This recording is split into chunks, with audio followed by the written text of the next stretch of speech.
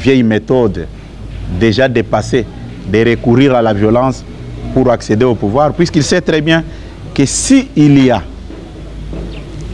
les élections libres démocratiques organisées dans notre pays, vu la manière dont ils ont mal géré les pays, dont ils ont mal géré la chose publique, personne ne peut voter pour eux. Lui avec son entourage, ils sont conscients. Moi je vous dis, au jour d'aujourd'hui, je me frotte les mains. Je suis très content. Et comme on dit, quelle que soit la durée de la nuit, le soleil finira toujours par apparaître. Kabila s'est caché. Moi, j'étais conscient.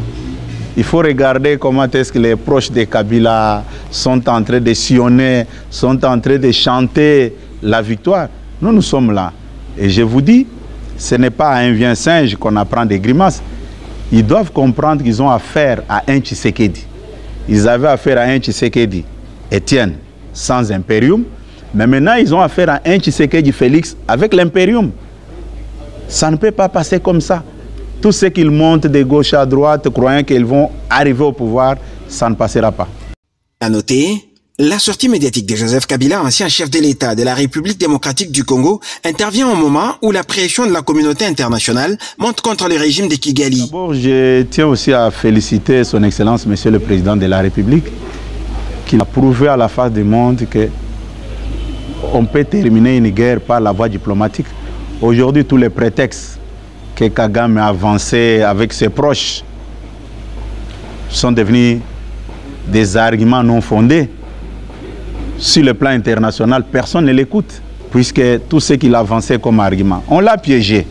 Kagame disait que non, je me bats pour la sécurité du Rwanda, et les FDLR sont au Congo, ils représentent les dangers pour le régime de Kigali. Kagame est tombé dans son propre piège. Kagame arrive à Goma. Au lieu de s'arrêter, il va nommer des gouverneurs, puisque Nanga, c'est un simple exécutant.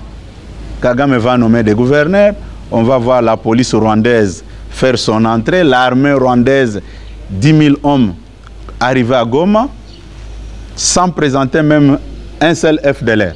Après les sanctions américaines à l'endroit de certains dirigeants au service du président rwandais Paul Kagame, c'est au tour de l'Union européenne d'infliger de lourdes sanctions au Rwanda et d'appeler au retrait des troupes rwandaises du sol congolais.